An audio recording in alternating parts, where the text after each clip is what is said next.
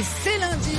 Et pour bien commencer la semaine, voici les brèves de l'actu avec La Forêt Immobilier. La.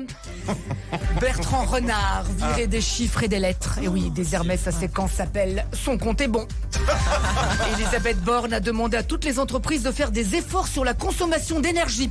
Certaines l'ont déjà fait, comme France 2 qui, en supprimant les émissions de Patrick Sébastien, a réduit ses émissions de gaz.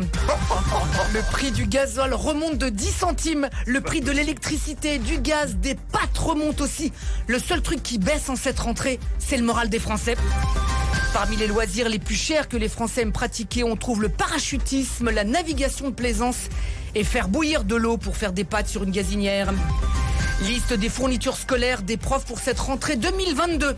Un gilet pare-balles, du Tranxène, des baskets pour courir vite et un Coran pour se mettre les élèves dans la poche. Et comme il va falloir faire des économies d'énergie, les profs seront sur Coran alternatif. Scandale du screenflation, cette pratique inventée par les industriels qui consiste à réduire les portions de produits, mais en les laissant au même prix. Tout y passe, le beurre, sirop, fromage. La vache qui rit, elle va bientôt s'appeler la vache qui rit kiki.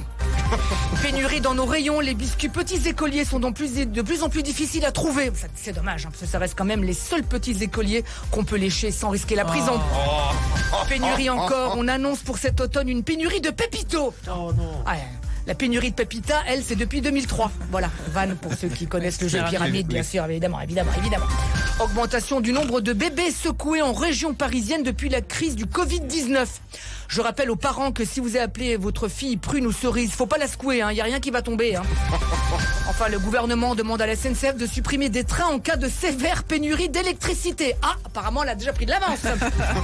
Allez, va, heureusement, c'est bientôt la fin du monde.